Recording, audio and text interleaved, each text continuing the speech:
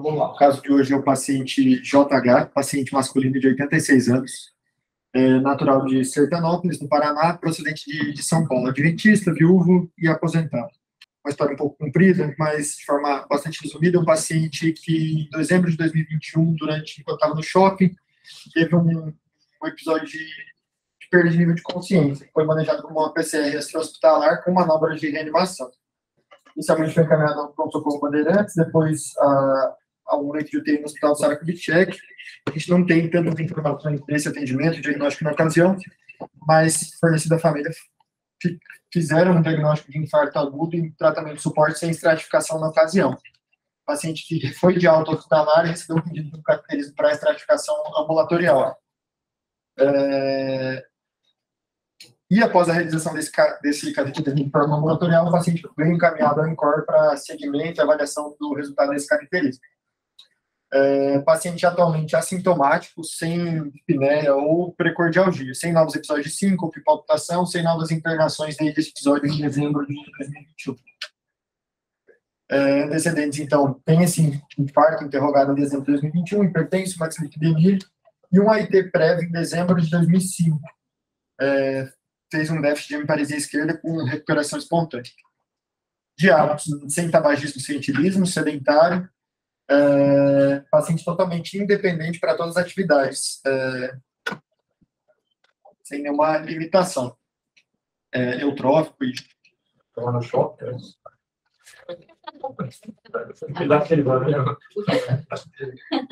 ele arrumou as namoradas, tem... Nossa, bem ativo, hein? Ativo. De medicações de uso contínuo, ele está em uso de AS, atorvastatina, 40 mg dia, atenolol, enalapril, hidroclorotiazida e hidrolazina, medicações que foram otimizadas desde que ele chegou ao INCOR. Ao exame físico, o paciente que tinha um peso de 65 quilos, altura de 1,68, INC de 23, frequência de 68, uma PA 170/90 sem nenhuma aferição domiciliar, saturação de 97, tinha um sopro ejetivo em foco aórtico, com pico mesosistólico, com B2 normofonética, sem nenhum sinal de congestão, ausculta pulmonar sem alterações, extremidades quentes, bem perfundidas, sem edema.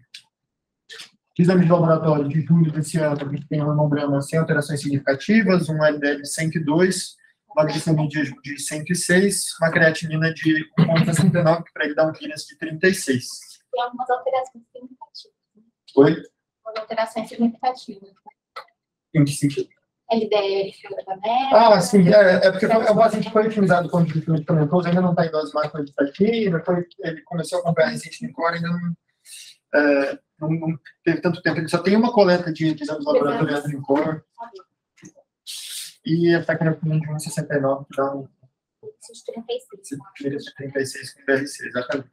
Esse é o eletrocardiograma do nosso paciente, também de julho. Sim, nada que tenha me chamado muita atenção. Raio-x de tórax do paciente também da mesma data, de julho de 2022.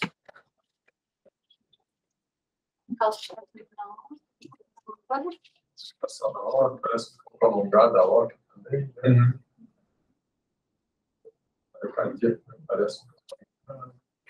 O ecocardiograma a gente não tem um exame do INCOR, tem um exame externo, uma fração de ejeção de 74, sem déficit segmentar, com uma disfunção diastólica grau 1, com movimento do septo sigmoide, sem gradiente, um VEG de 44/25, septo de 14, com uma parede posterior de 10. Calcificação do anel discreta mitral sem insuficiência, uma fibrocalcificação mínima aórtica com gradiente máximo de 12. Eu abri o cateterismo que foi feito no serviço. É importante o nosso eco, né? Principalmente pela... Tem aquele sopro importante, né? Que é compatível com a estenose mesmo, a gente... Sim. A gente tem a circunflexa, que é uma lesão importante proximal. Fosse grande e dominante, né? Deixar correr um vídeo. É uma injeção muito ruim, né? Tem lá para a visual, né? Injeção ruim. Fica o segundo da coronária só. Aquele já injeta na veia mentira. interior parecem ter fios separados. Quase. Eu diria que é um tronco bem curtinho. Tem uma lesão proximal na DA ali. Mas, de novo, assim, uma injeção ruim. Tá? Mostra com a setinha. Tá, perto daquele primeiro diagonal lá em cima. Aí, ó. Tá vendo? Mas, assim, de novo, uma injeção ruim. Sim, tá? Contraste por pouco tempo na coronária. São tecnicamente ruins. Erro técnico mesmo, que eu não preciso. Pouco contraste, injeção fraca. Tá? Tem uma placa proximal na DA. É importante a gente ver coronariografia em movimento. Tá? Pega um frame parado, você pode caprichar no frame e achar que a lesão é grave, você vai 2 frames para frente, a lesão nem aparece mais. Tá? Então, assim, é importante a gente ver a coronariografia em movimento, mas com uma injeção adequada.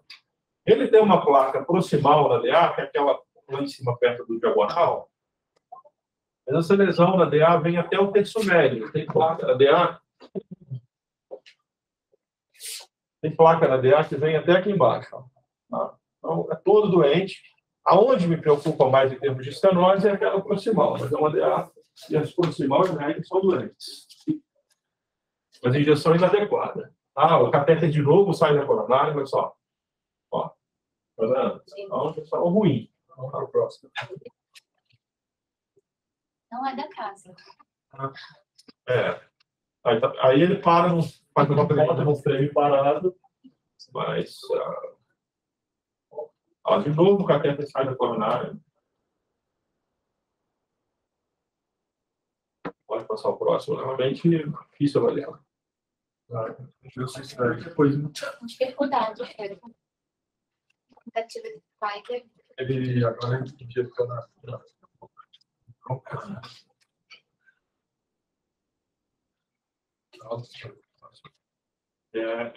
Isso é um problema relativamente frequente a gente ter aqui. De maneira bastante complexa, grande. Né? Imensa. Então, olha só, é uma coronária esquerda dominante. A artéria circunflexa, ela dá o ramo ventricular posterior e dá o ramo descendente posterior. Tem uma placa aqui nessa X, mesmo nessa injeção, que a catéter fica entre e sai do tronco, ó. Tem uma placa nessa X distal aqui. Espera um pouquinho. A gente está abrindo. Parece grave. Parece. Tá? Uma trifurcação e parece uma lesão grave ali nessa CX distal. Pode passar o próximo. A única lesão para mim que está clara nesse exame até agora é a lesão proximal da CX. Tá? Essa lesão proximal da CX não deixa muita dúvida, é uma lesão grave, só que tem mais placa para baixo. É pequena, né? Exato. É uma coronária direita que irriga só o VD, né? Uma lesão grave, mas não se faz angioplastia desse tipo de coronária. Tá? Vejam que ela depois da lesão, o calibre do catéter, praticamente. Agora, pequena importância anatômica. Não se faz angioplastia nesse vaso. A lesão é grave, mas o vaso é um marginal direito, né? Um marginal direito.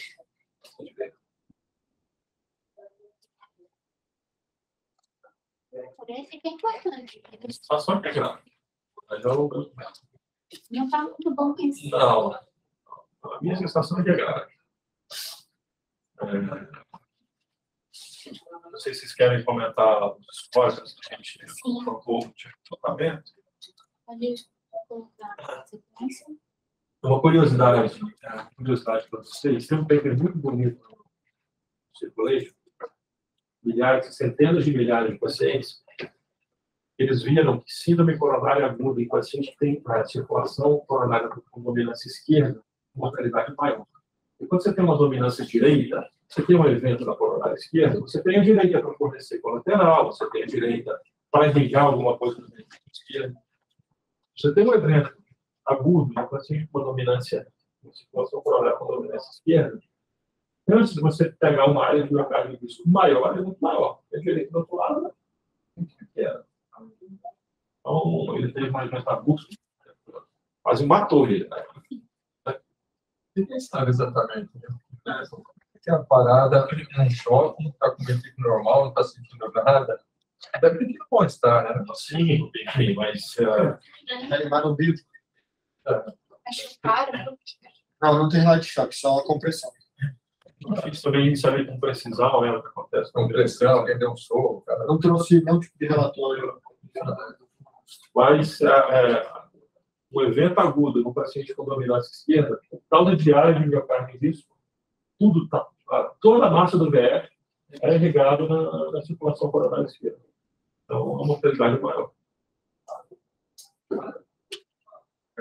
O sintax dele foi... Era um sintax de 20. Tá aqui. Deixa eu colocar aqui lá também. Um sintax de 20. Sintax 2 com uma mortalidade em 10 anos maior no grupo da angioplastia. E com MEIS em 5 anos também maior que a angioplastia. Por size depth favorecendo um tempo de duplante agregação mais curto. Um Euroscore de 4.07 com uma STS de 3.2. Foi discutido no ambulatório a proposta era a angioplastia da CX, pelo grande território sob risco dessa CX dominante, bem desenvolvido. E a ideia era discutir realmente a angioplastia dessa lesão. Então, assim, Você arrumou então, eu acho que sim. Acho que mesmo considerando a DA proximal como grave, proximal, mas os ramos envolvidos são pequenos. A única coisa que me confunde um pouco é aquela CX gestal, que passa a ser uma trifurcação. Tá? Então, aí eu não lembro de cabeça como é que seria o fator multiplicador para trifurcação de cabeça, eu não tenho. Tá? Mas, assim, eu acho que não vai ser um sintax score muitíssimo. máximo moderado. O que eu diria assim, é um paciente pode nonagenário, né, 86 anos. Ele está assintomático agora, mas tem esse evento aí que deixa a gente um pouco preocupado, né? A gente não sabe muito bem, e a dúvida só a favor do réu. E o cara, ele não é um cara, não seria uma revascularização, não seria uma indicação fútil.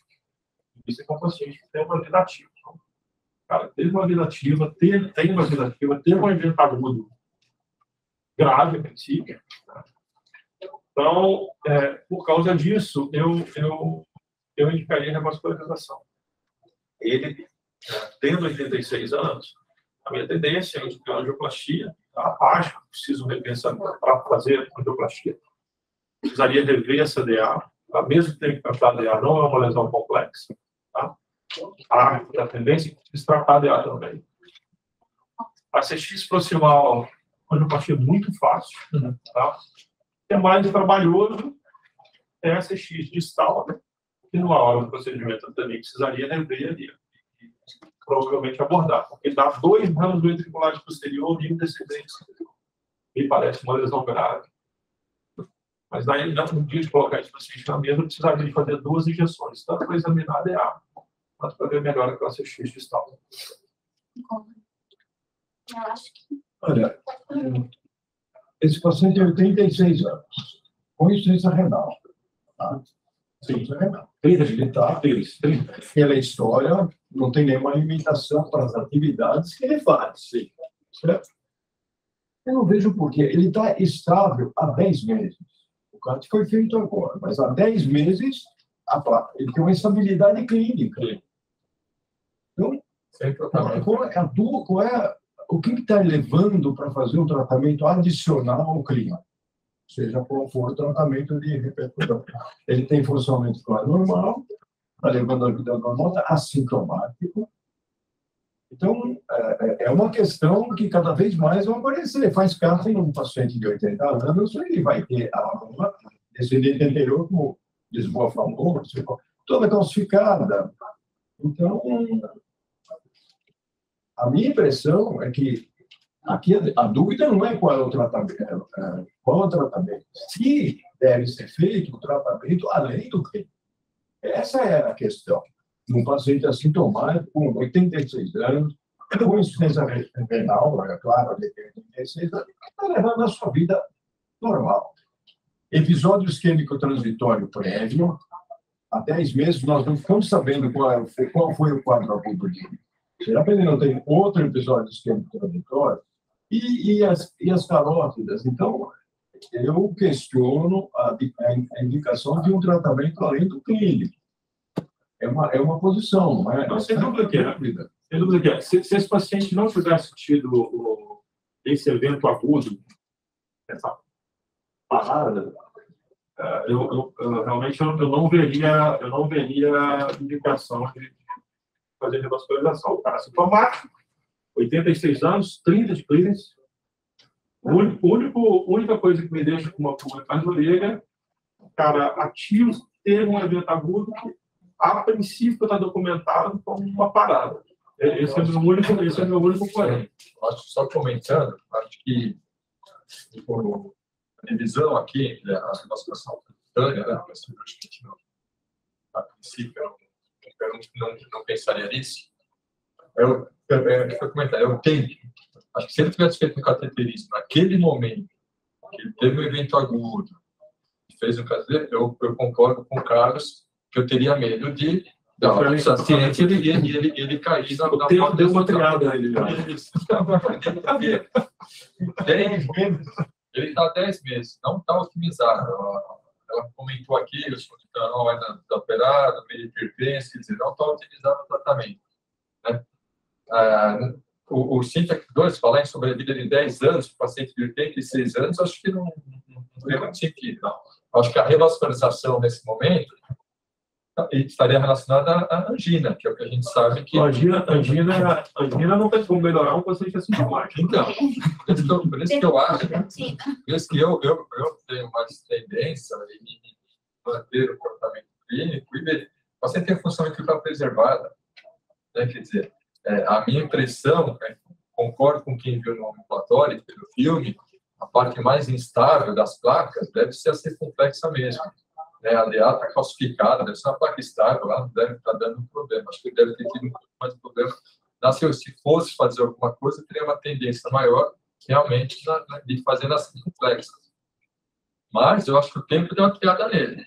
Eu acho que a preocupação do Carlos está certa. Acho que se fosse um paciente naquele momento, naquela semana que ele caiu no shopping, a gente teria receio de dar alta para ele. Mas como alguém corajoso deu alta há 10 meses...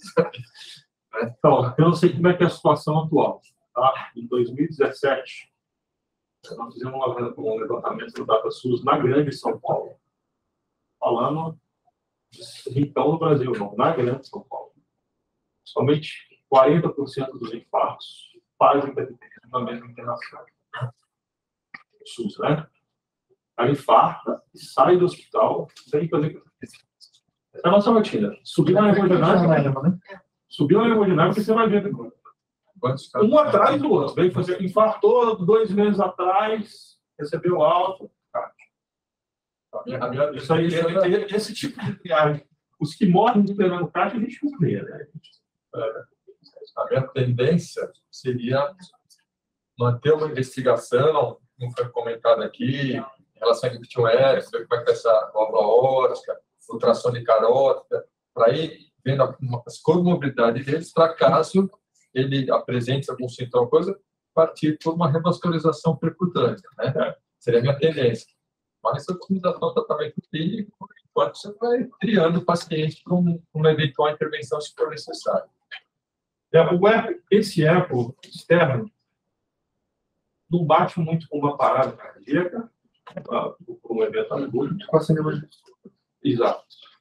A gente obrigatoriamente vai ter que... E assim, o cara com 86 anos, você precisa pensar em 5 pessoas por estenose aórtica. Quer comentar? Doutor Delano, o senhor quer comentar? Quero sim. Eu acho que está sendo bem focado, tanto pelo Carlos como pelo Lisboa, por todos. É um paciente que, se fosse mais jovem, obviamente, ele teria uma indicação cirúrgica clássica. Se tivesse 10 anos a menos, 15 anos a menos. mas olhando friamente o caso, é um paciente idoso, mas assintomático. Ele tem esse episódio não muito bem esclarecido em 2019, que pode ter sido uma arritmia, eventualmente até mesmo uma parada, mas depois disso ele evoluiu, talvez com o tratamento clínico, totalmente assintomático e sem nenhum sintoma de isquemia. E esse paciente também não tem uma prova de isquemia. Então, considerando a idade, a condição renal e o fato de ele ter sido um paciente muito rígido, eu observaria esse paciente nos próximos meses, eventualmente estudando, deixando ele preparado para uma eventual intervenção, um estudo de carótida, uma avaliação boa do rim, mas tratamento clínico e vigiado muito de perto. Nesse momento, eu indicaria tratamento clínico para ele. Ok, concordo. Acho que tem muita coisa para otimizar também no tratamento clínico. Não tem tronco, não tem disfunção, todo mundo pontuou muito bem. Uma coisa que me chamou a atenção, até queria perguntar também para vocês, a questão de que o fato de que ele é uma dominância esquerda, né? E ele tem a LDA e SX com lesões importantes. SX é uma lesão ali de 90%, terço proximal. Eu acho que seria adequado a gente, de repente, colocar ele na esteira para ver como que ele fica, avaliar. Eu faria um eco antes.